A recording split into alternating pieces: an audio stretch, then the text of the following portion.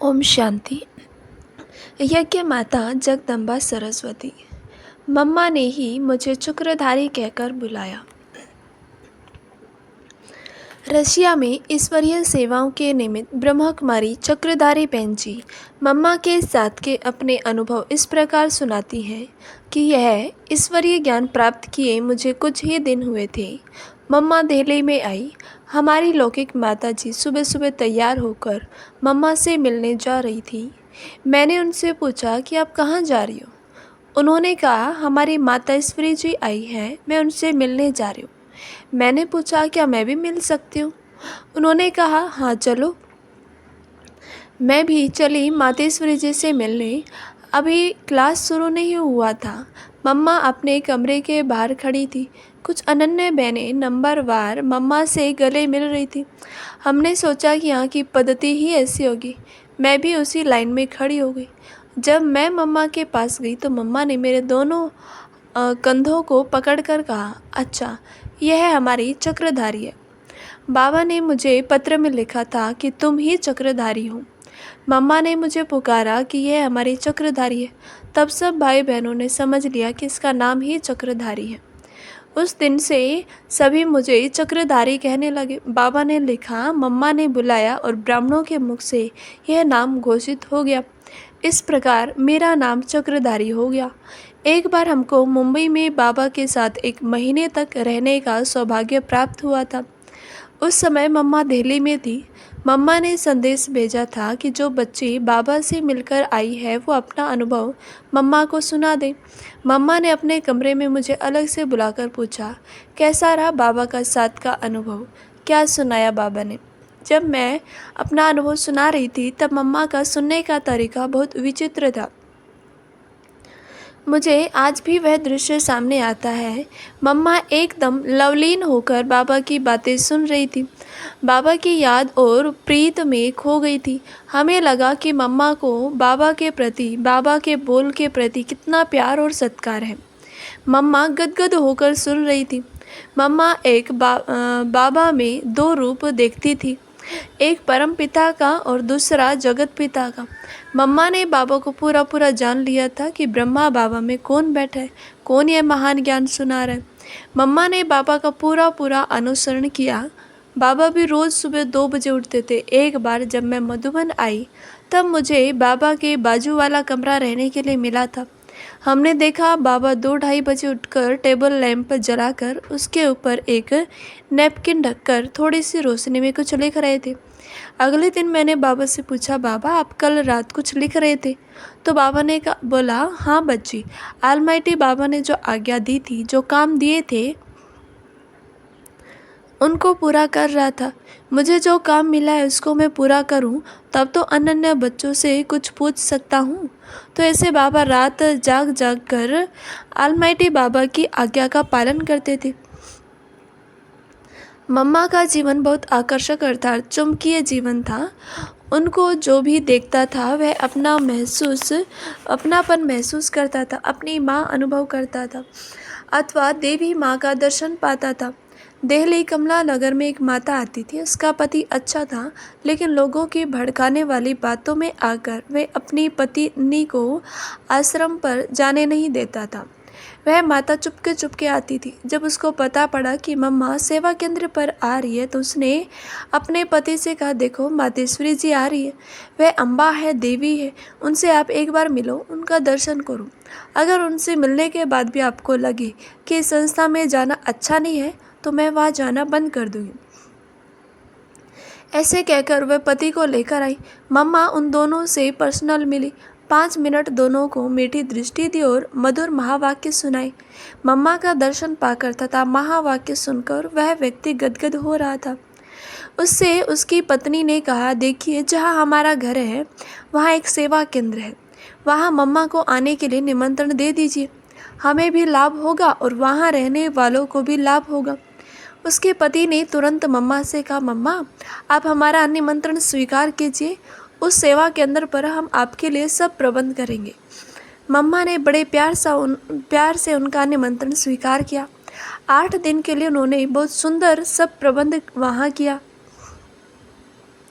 8 दिन तक वह व्यक्ति सर्वप्रथम आकर मम्मा के सामने क्लास में बैठता था। वह यहाँ तक सोचता था कि मम्मा को हमने निमंत्रण देकर बुलाया है, इसलिए सेवा केंद्र पर कोई चीज़ की भी कमी नहीं होनी चाहिए। इसके बाद वह इतना पक्का बाबा का विद्यार्थी बना कि जब उसने नया मकान बनाया तो नीचे स्वयं रहे और ऊपर का मकान सेवा केंद्र के लिए दे दिया। इस प्रकार मम्मा की पालना जिसने भी ली वह बाबा का वारिस बच्चा बन गया। वो वरदायिनी थी, त्रिकालदर्शी थी, विश्व कल्याणी थी। दिल्ली कृष्णा नगर से ब्रह्मा कुमारी दादी कमल मणि जी लिखती है कि हम कितनी सौभाग्यशाली आत्माएं हैं जो इस सुहावने संगम में सारे कल्प के 84वें जन्म में बचपन की 7 वर्ष की आयु में अर्थात 1937 में अलौकिक दिव्य जन्म लेते ही अलौकिक माँ बाप की पालना मिली। हम छोटे बच्चों के लिए शिव बाबा ने ब्रह्मा बाप द्वारा रूहानी बोर्डिंग खोला जिसका नाम ओम निवास रखा। हमारा ईश्वरीय बचपन बहुत ही अलौकिक और दिव्य रहा। दिव्य जन्म लेते ही 1 सेकंड में लौकिक माँ बाप संबंधियों से बुद्धि का संबंध ऐसा टूट गया जैसे कि वह हमारे हैं ही नहीं। इस शरीर का जन्म तो उन्होंने द्वारा हुआ, परंतु हमारे आत्मा का कल्प पहले के संस्कार अनुसार अलौकिक माँ बाप व ईश्वरीय परिवार से सहज ही रूहानी संबंध जुट गया। मम्मा से पहली मुलाकात हमारी प्यारी माँ से ओम निवास में हुई। उस समय मम्मा का नाम मम्मा नहीं था, ओम राधे था। हम छोटे बच्चों को देख मम्मा बोली, अब तुम बच्चों को अपने घर के रंगीन वस्त्र नहीं पहनना है, सफ़ेद वस्त्र पहनना है जिस वस्त्र में ओम की कढ़ाई की हुई थी। हमें बड़ी खुशी हुई कि मम्मा हमें ओम की ड्रेस पहना रही है। मम्मा बोली है ओम इस ड्रेस में क्यों बनाया है? क्योंकि हम ओम अर्थात एक आत्मा है, इसी स्मृति में रहना है। यज्ञ माता के साथ यज्ञ कारोबार का विशेष अनुभव। मम्मा ने हमको बाबा की मुरली से पॉइंट कैसे बनाए जाएं यह सिखाया जिससे किसी भी आत्मा को सहज समझ में आ जाए। मम्मा ने बहुत कॉपियाँ सिंधी भाषा में लिखवाई। बाद में भी उन कॉपियों से बहुत सेवा हुई। इस प्रकार और भी कई यज्ञ के स्थूल कार्य सिखाती रही, जैसे खाना बनाना, कपड़े धुलाई करना, चप्पल सिलाई करना, कपड़े सिलाई करना आदि आदि। सभी स्थूल कार्यों में अनुभवी बनाया। करने न आते हुए भी मम्मा के सामने हाजी का पाठ पक्का किया, जिससे हर कार्य सहज हो गया। बड़े से बड़ा कार्य भी सहज अनुभव कराया। हम गुड़गांव सेवा केंद्र पर रहते थे। मम्मा ने मुझको कहा मैं 2 दिन के लिए गुड़गांव सेवा केंद्र पर आऊँगी। यह बात सुनकर हमें खुशी तो हुई, लेकिन साथ साथ हमें मम्मा को कहा, मम्मा मैं तो छोटी हूँ, मुझे इतनी बड़ी तैयारी करना तो नहीं आएगा। तो मम्मा ने कहा देखो कमल मणि, तुम छोटी हो, परंतु छोटी होकर मम्मा को बुलाया है। यह बात सुनकर सभी बहनें तो तुम्हारी प्रशंसा करेंगी, इसलिए तुम यह कार्य करने में ना नहीं करो। बड़ी दीदी मनमोहिनी जी तुमको मदद देगी। ऐसे मम्मा ने हमें बड़ी हिम्मत दिलाई और गुड़गांव सेवा केंद्र पर 2 दिन मम्मा रही। बहुत बड़ा कार्य होते भी सहज हो गया। 2 दिन तक मम्मा ने खूब सेवा की। सवेरे का क्लास कराना, बाद में भाई बहनों से व्यक्तिगत रूप में मिलना आदि से हमें बड़ा अच्छा अनुभव हुआ कि मम्मा कैसे सर्विस करती है, हमको भी ऐसे ही करनी है। कोई भी आत्मा असंतुष्ट न हो, उसकी सहज विधि। मम्मा को हमने कहा कि एक भाई जैन भाई की कोई बात न मानी जाए तो वह बहुत असंतुष्ट होता है। तो मम्मा ने कहा कि देखो, जैसे कोई को प्यास लगे उसको पानी न देकर 36 प्रकार का भोजन दो तो राजी होगा। इसलिए इस आत्मा के संस्कार को देख उसकी बात मानकर संतुष्ट करना। फिर उस भाई के संस्कार को देखकर मम्मा ने उसका नाम रखा ओके। उस भाई को बहुत स्नेह हो गया। ओके नाम रखने से वो ओके हो गया, अर्थात परिवर्तन हो गया। मम्मा के बोल जैन भाई के लिए वरदान बन गए। इस प्रकार मम्मा वरदानी थी, त्रिकालदर्शी थी और विश्व की समस्त आत्माओं की भलाई करने वाली विश्व कल्याणी थी। अष्टभुजाधारी दुर्गा माँ। सोनीपत से ब्रह्मा कुमारी जनक बहन जी लिखती है, मेरा लौकिक जन्म बटाला पंजाब में हुआ और लौकिक अलौकिक पालना श्री हरगोविंदपुर में हुई। श्री हरगोविंदपुर में मम्मा और बाबा दोनों आए हुए थे। प्रेम और स्नेह की मूर्ति मम्मा ने हम सब की पालना माँ बनकर की। मम्मा हम कुमारियों को शेरनी शक्ति के टाइटल से पुकारती थी। मम्मा को कुमारियों से बड़ा प्यार था। पहली बार मम्मा जब श्री हरगोविंदपुर में आई थी तो 15-16 कुमारियाँ हम इकट्ठी निकली।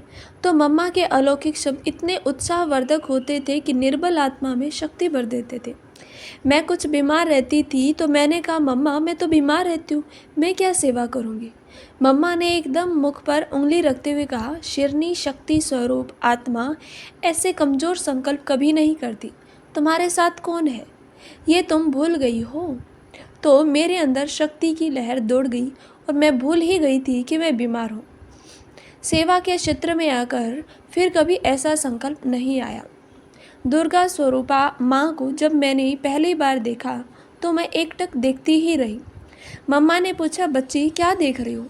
तो मैंने कहा, मम्मा आपको पहली बार देखते ही ऐसा लगा जैसे शेर पर सवार अष्टभुजाधारी दुर्गा रूप और अभी अभी साधारण रूप, यह क्या है, यह क्या जादू है। आपने इतनी जल्दी वस्त्र कैसे बदले। मम्मा ने मेरे सिर पर हाथ फेरते हुए कहा, यह तुम्हारी भावना है, तुम्हें दुर्गा माँ बहुत अच्छी लगती है ना। मैंने कहा, हाँ मम्मा। तो मम्मा ने कहा, तुमको दुर्गा का साक्षात्कार हुआ। मुझे पूर्ण निश्चय हो गया कि यही दुर्गा माँ है जिसको मैंने बहुत पूजा है। मनोहारी मीठी माँ का वरदानी हाथ आज भी हमारे सिर पर है। मम्मा शक्ति स्वरूपा थी और प्रेम स्नेह की मूर्ति थी। कभी भी जब मुझे कोई कमज़ोर संकल्प आता तो माँ का निर्भय स्वरूप सामने आता है। मम्मा कभी भी विघ्नों से घबराती नहीं थी। मेरे इस 40 वर्ष के अलौकिक जीवन में कई प्रकार के विघ्न आए, लेकिन मम्मा के निर्भय और शक्ति स्वरूप ने मुझे निर्भय और विजयी बना दिया। मम्मा के सामने ही अपने वायदे के रूप में मैंने गीत प्रस्तुत किया था, जिसकी पंक्तियाँ इस प्रकार है। निकलेगी हम शक्तियाँ युद्ध के मैदान में, होती चलेगी पास हम निश्चय के इम्तिहान में। ज्ञान के जेवर पहनेंगी हम, योग का करेंगी श्रृंगार भी, लेकिन कमर में बांधेंगी हम ज्ञान की कटारियाँ। निकलेंगी शक्तियाँ युद्ध के मैदान में। भारत की ज्योति जगाएंगी हम, ज्ञान का अमृत पिलाएंगी हम। आज भी मम्मा की शिक्षाएं, मम्मा की पालना बार बार याद आती है। परंतु यह प्रश्न उठता है कि मम्मा का वही चेहरा, वही रूप, वही शिक्षा फिर कब मिलेगी। उत्तर मिलता है 5000 वर्ष के बाद। मन कहता है, अच्छा मम्मा मैं इंतज़ार करूँगी, मैं इंतज़ार ज़रूर करूँगी।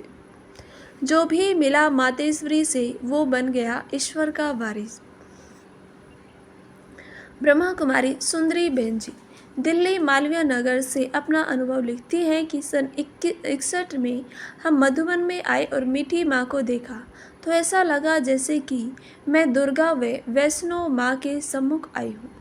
देवियों को हमेशा पहाड़ों पर गुफाओं के अंदर दिखाते, उनके आगे सदा ज्योति जगी हुई दिखाते हैं।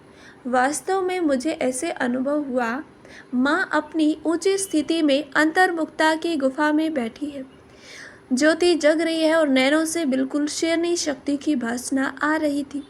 मम्मा गंभीरता और निर्भयता का स्वरूप थी। मम्मा ने दृष्टि दी तो ऐसे लगा जैसे कि हमारी कमजोरियाँ खींचकर बाहर आ रही हो। दृष्टि में इतना तेज था और बहुत ही मीठे बोल मम्मा के मुख से निकले, बच्चे आ गए हो, भले पधारे। ऐसे कह मम्मा ने अपने गले से लगा लिया। मम्मा से मिलते ही एक अजीब सी शक्ति का मेरे रोम रोम में संचार होने लगा और रूह को राहत मिली। मैंने मम्मा का प्यार जीवन में पहली बार पाया। मम्मा को सदैव हमने बालक रूप में देखा। मम्मा हमेशा मधुबन के आंगन में फ्रॉक और पजामे में रहती थी। मम्मा का भोला बाला और मुस्कुराता हुआ रूप एक निष्कपट बालक और संत जैसा दिखाई देता था। वह रूप बहुत ही मीठा और प्यारा रूप था जिसमें विकारों का कोई भी अंश तक नहीं था। कहावत है, संत बड़े परमार्थी, शीतल जिनके अंग, तपत बुझाए औरों की देते अपना रंग। जैसे मम्मा शीतला स्वरूप थी, वैसे बाबा के आगे एक छोटा बालक बन रहती थी। बाबा मम्मा को कुछ कहता तो मम्मा कहती जी बाबा। मम्मा का जी बाबा कहना इतना मीठा था जो रोमांच पैदा करता था। ऐसी थी हमारी माँ सरस्वती। सन 1963 की बात है। मम्मा हमारे पास 3 दिन जम्मू में रही। वह अमृतसर से जम्मू में आई। हमने उनको निमंत्रण दिया था। नया नया सेंटर खुला था। बहुत कन्याएं, माताएं एवं भाई आते थे। मैं और न्यूयॉर्क वाली मोहिनी बहन एक साथ रहती थी। हमारे पास न बर्तन थे न फर्नीचर था। उन दिनों मिलिट्री के मेजर की युगल नई नई ज्ञान में आई थी। हमने उनको बताया कि हमारे पास जगदम्बा सरस्वती जी पधार रही है। वह अपने घर से नए बर्तन और सोफा ले आई। सेवा केंद्र को सजा दिया। जैसे ही मम्मा ने प्रवेश किया तो मेजर के युगल को मम्मा से जगदम्बा का साक्षात्कार हुआ और वह निहाल हो गई। वो तो बिल्कुल बदल गई। मीठी मम्मा हमारे पास 3 दिन रही। मम्मा की अथक सेवा और मीठी मुरली ने हमें मस्त बना दिया। मम्मा अमृत वेले 2 बजे उठती थी और दिन के 2 बजे तक बाबा की याद और बच्चों की सेवा पर उपस्थित रहती थी। उनके जीवन की धारणाओं से अनेक आत्माओं ने लाभ लिया और वाह वाह के गीत गाए। मम्मा के जीवन से प्योरिटी की पर्सनालिटी झलकती थी और मम्मा साक्षात दिव्य गुणों की मूर्ति थी। 3 दिन में मम्मा से बहुत कुछ सीखा। हमारी खुशी का पारावार नहीं था। अजीब सा नशा चढ़ा हुआ था। तीसरे दिन जब मम्मा की विदाई की घड़ी आई तो हम सब की आंखों में आंसू छलक पड़े। ऐसा लगा कि हम गोपियों के बीच से कृष्ण चला गया। ऐसी थी हमारी मीठी ममता भरी माँ। 1963 में ही मीठी जगदम्बा माँ दिल्ली में आई। हम साउथ एक्सटेंशन में रहते थे। एक भाई जो ज्ञान में चलता था वह लखनऊ चला गया। लखनऊ से वह एक बार दिल्ली में आया था। उसका एक्सीडेंट हो गया था। हमें पता लगा तो हम उससे मिलने गए। वह अपने संबंधी डॉक्टर माथुर जी के पास आया हुआ था। उस भाई ने डॉक्टर माथुर जी से हमारा परिचय कराया। हमने उसको सेंटर पर आने का निमंत्रण दिया। उन्होंने कहा मैं भगवान को नहीं मानता। वह वैज्ञानिक था। उन्होंने कहा मेरी पत्नी पूजा करती है राम कृष्ण की। मेरा इन बातों में विश्वास नहीं है। हमने कहा कोई बात नहीं, कल हमारे पास आबू से मातेश्वरी जी आ रही है, आप उनसे ज़रूर मिलना। उसने हाँ कर दी। हमने कहा आप दोनों आना। दूसरे दिन मम्मा हमारे पास आई और डॉक्टर माथुर जी भी अपनी पत्नी सहित वहाँ आई। मम्मा से मिलते ही उसने सवाल किया भगवान कौन है। मम्मा ने फौरन कहा पॉइंट ऑफ लाइट। उसने कहा विज्ञान भी यही कहता है कि कोई सोर्स ऑफ एनर्जी जो विश्व को चलाती है। ये बात उसको चुभ गई। मम्मा ने कहा कल से आप कोर्स करना। बाद में दोनों पति पत्नी बाबा के बच्चे बन गए। उन्होंने शिव बाबा को वारिस बना लिया। पक्के निश्चय बुद्धि अचल अडोल रही। उनकी डायरी में एक दिन भी मुरली मिस नहीं थी। अभी दोनों ने शरीर छोड़ दिया। दिल्ली डिफेंस कॉलोनी में उनके घर पर सेवा केंद्र चल रहा है। मम्मा ने मुझे निर्भय और सच्चा रहना सिखाया। गाजियाबाद से ब्रह्मा कुमारी सुतीश बहन जी लिखती है कि मेरे माता पिता वैष्णो माता के पुजारी थे। वे हर वर्ष 3-4 बार वैष्णो देवी की यात्रा करने जरूर जाते थे। इस प्रकार घर में भक्ति पूजा का वातावरण था, जिससे शक्ति आराधना के संस्कार मेरे में भी आ गए। मैंने जब होश संभाला तब से ही मेरी भी आस्था वैष्णो माता में थी। मैं सोचा करती थी कि मैं भी ऐसी देवी बनूं, परंतु कैसे बनूं ये समझ नहीं थी। मैं अपने लौकिक पिताजी से बचपन में पूछा करती थी कि क्या मैं भी ऐसी देवी बन सकती हूँ। वह कहते थे तुम सच्चे दिल से इनकी पूजा किया करो तो ऐसी बन जाओगी। मैं जब अकेली बैठती थी तो मेरे यही विचार चलते थे कि मैं भी देवी बनूंगी। ऐसे ऐसे विचार बहुत अधिक चलते थे। मैंने एक बार स्वप्न में देवी माँ का साक्षात्कार भी किया। मैंने देखा कि एक बहुत सुंदर बड़ा सा कमरा है। उसमें लाल लाइट दिखाई पड़ी तो मैं उस कमरे के अंदर चली गई। वहाँ एक सफ़ेद गद्दी, सफ़ेद बिस्तर और साथ में एक सफ़ेद कुर्सी थी, जिस पर सफ़ेद पोशाक में मम्मा बैठी थी। मैं इनकी तरफ बहुत खुशी से देखते हुए आगे बढ़ने लगी। मम्मा ने मुझे स्नेह भरी दृष्टि दी और प्यार से कहा, तुम यहाँ रहोगे? यह वचन सुनते ही मेरी आंखों में आंसू भर आए। मैं देवी माँ मम्मा की तरफ देखती ही रही। कुछ समय पश्चात मम्मा ने मेरा हाथ पकड़ा और कहा, बच्ची तुम जल्दी आओगे? इस प्रकार शक्ति स्वरूप स्थिति का साक्षात्कार मैंने किया। वह दृश्य मेरी आंखों में घूमने लगा। मैं मन ही मन माँ को याद करती रहती थी। आखिर वो दिन आ ही गया। उसके बाद जब पाकिस्तान हिंदुस्तान का बंटवारा हो गया, तब 1947 में हम लाहौर से दिल्ली आ गए। उस समय मैं 5वीं कक्षा में पढ़ती थी। हमारा लौकिक परिवार दिल्ली सब्जी मंडी में रहता था। मैंने जो साक्षात्कार में मातेश्वरी का रूप देखा था, वही याद आ रहा था। सदा यही आश रहती थी कि मुझे माँ कब बुलाएगी। इंतज़ार करते करते वह दिन भी आ गया। उस समय मैं 8वीं कक्षा में पढ़ती थी। हमारी गर्मियों की छुट्टियां थी। हम सुबह सुबह सैर करने यमुना नदी के किनारे जाते थे। अचानक क्या देखा कि वहाँ पर कुछ सफ़ेद वस्त्रधारी बहनें बैठी हैं। आध्यात्मिक ज्ञान चर्चा चल रही थी। मैं इनको देखकर वहीं चली गई और सामने बैठ गई। दिल के अंदर इतना आकर्षण होने लगा कि ये मेरी अपनी ही है। दिल करने लगा कि मैं भी इनके पास ही रहने लगूं। फिर इन बहनों को एक धर्मशाला में ठहराया गया, जो हमारे घर के पास ही थी। मैं वहाँ आती जाती रहती थी। एक दिन मैंने इन बहनों के पास कल्प वृक्ष का चित्र देखा, जिसमें जगदम्बा माँ तपस्या में बैठी है। यह वही चित्र था जो मैंने पहले साक्षात्कार में देखा था। मैंने बहनों से पूछा कि यह माँ कहाँ है, क्या आप इनको जानते हो? उन्होंने कहा कि यह हमारी यज्ञ माता है। मुझे बहुत खुशी हुई कि अब मुझे देवी माँ मिलेगी। ऐसे चलते चलते मुझे 3 वर्ष हो गए। मन में जिस प्राप्ति की आशा थी, वह दिन भी आ गया। 1954 में मम्मा दिल्ली में पधारी। तब तक दिल्ली में कमला नगर सेवा केंद्र खुल गया था। मम्मा उसी सेवा केंद्र पर आई थी। मन बहुत अतीन्द्रिय सुख में झूम रहा था। हम मम्मा के स्वागत के लिए हार गुलदस्ते लिए खड़े थे। जब मम्मा गाड़ी से उतरी तो मैंने मम्मा को माला पहनाई, तो मम्मा ने मुझे मेरे नाम से ही पुकारा, सुतीश कैसी हो? उन्होंने कहा, जो चाहती थी मिल गया ना। उसी समय स्नेहमयी शक्ति रूप माँ ने ऐसी दृष्टि दी कि मेरी खुशी का पारावार ही नहीं रहा, क्योंकि जिस माँ का मैंने साक्षात्कार किया था, वही माँ मुझे मिल गई। उसके पश्चात मैंने ईश्वरीय पढ़ाई कभी नहीं छोड़ी। जितना समय मिलता था मैं सेवा केंद्र पर ही रहती थी।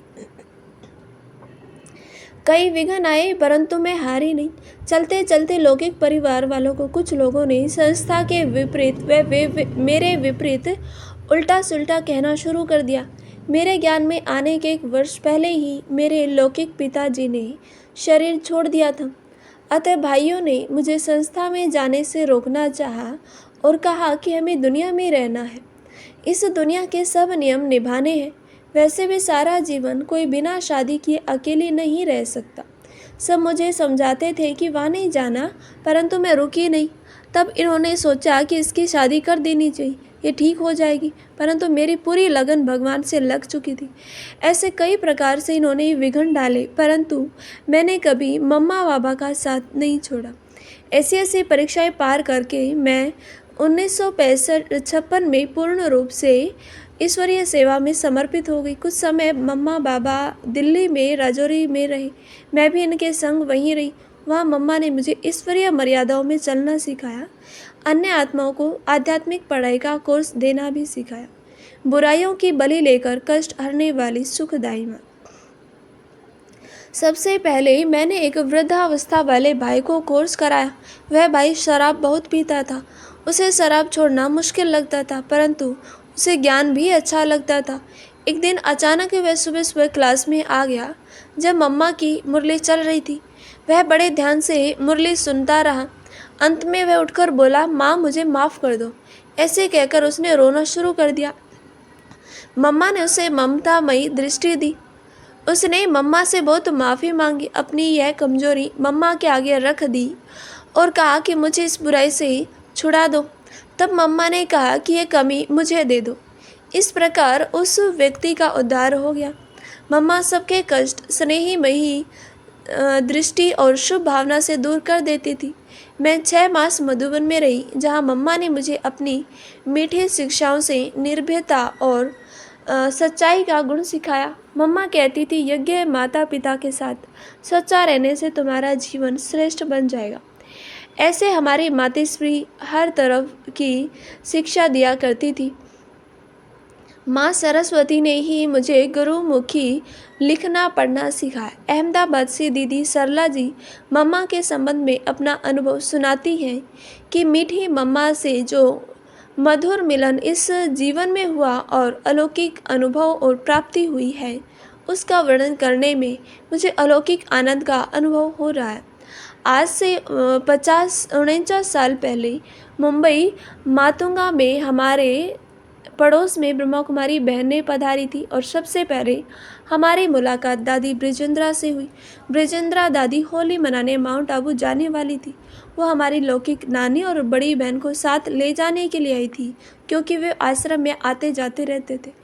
तब मैंने एसएससी की पढ़ाई पूरी की थी। हमने कहा हमें मधुबन ले चलो। मैं भी उनके साथ आबू चली आई। उस समय कोटा हाउस और धौलपुर हाउस में आश्रम था। मुझे उस समय यह भी पता नहीं था कि पिताश्री कौन है, मातेश्वरी कौन है, उनके साथ हमारा क्या संबंध है। जब वहाँ पर पहुँचे तो हॉल में एक संदली पर पिताश्री और दूसरी संदली पर मातेश्वरी जी विराजमान थी। उस समय 5-6 सेवा केंद्र ही पूरे भारत में थे और इन सब सेवा केंद्रों से थोड़े थोड़े बहनें भाई होली मनाने पहुँचे थे। हम भी होली मनाने पहुँच गए थे। बाबा मम्मा के साथ हमने होली मनाई। उससे हमारा मन बहुत प्रसन्न हुआ। साधना देवी मातृ देवी बन गई। मम्मा कुमारी होते हुए भी पुरुषार्थ करके मातेश्वरी यज्ञ माता बनी और आध्यात्मिक जीवन में आगे बढ़ी। उनको देख हमें उन जैसा बनने की प्रेरणा मिली थी। बाबा ने हमें हंसी में पूछा था, बच्ची तुम्हें मम्मा जैसा बनना है तो मम्मा की पूंछ पकड़ लो, अर्थात मम्मा का अनुसरण करो। कहते हैं कि कामधेनु की पूंछ पकड़ने से इस संसार रूपी सागर से पार हो जाते। वैसे तुम्हें भी मम्मा जैसा बनना है तो मम्मा की पूंछ पकड़ो। मंत्र मुग्ध करने वाले 2 शब्द। मम्मा संगीत विद्या में प्रवीण थी। उनका प्रतिभाशाली व्यक्तित्व था। मम्मा पूरी रात योग लगाकर पुरुषार्थ किया करती थी। पुरुषार्थ के प्रति उनको बहुत लगन और प्रीत थी। इन बातों ने हमें भी उन जैसा बनने की प्रेरणा दी। जब भी बाबा मम्मा को बुलाया करते थे, कोई सेवा बताए, तो मम्मा के मुख से 2 शब्द ही निकले थे, जी बाबा। इन 2 शब्दों में बाबा के प्रति उनका सम्मान और स्नेह इतना भरा रहता था कि सुनने वालों को वो शब्द मंत्रमुग्ध कर देते थे। दैवी सभ्यता के संस्कार भरने वाली आदि शक्ति। मम्मा हमें शिक्षा देती थी कि आपस में जब बात करते हैं तो बहुत धीमे स्वर में करनी है। यहाँ तक कि 2 बात करते हैं तो तीसरे व्यक्ति को सुनाई नहीं देनी चाहिए। मम्मा चलती भी ऐसे थी कि किसी को पता भी नहीं पड़ता था कि मम्मा आई कब और कब चली गई। मम्मा कहती थी कि बच्चे हमारी चलन भी ऐसी हो कि धरती को कष्ट न हो। कई लोग ऐसे चलते हैं जैसे कि रावण। कहानियों में आता है कि रावण जब चलता था तो धरती हिलती थी, कांपती थी। हम देवता बनने वाले हैं, इसलिए हमारी चाल देवताओं जैसी होनी चाहिए, बिल्कुल आवाज़ ही नहीं होनी चाहिए। मम्मा ने यह भी सिखाया कि कैसे एक दूसरे को बुलाना होता है। जब हम मुंबई में रहते थे तो हमारे घर के सामने हमारी नानी का घर था।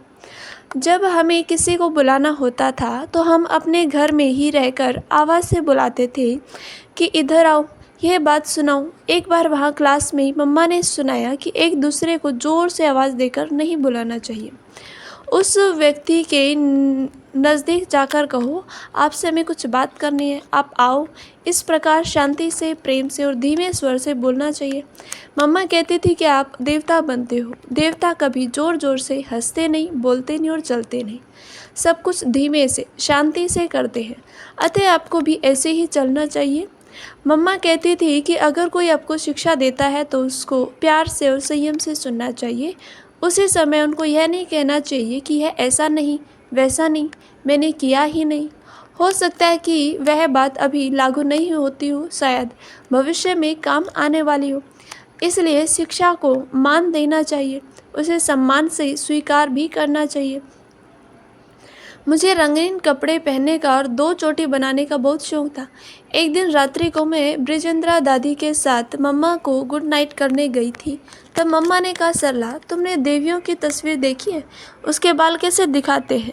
मैं चुप रही। फिर मम्मा ने कहा, देवियों के बाल या तो खुले रहते हैं या एक ही चोटी होती है।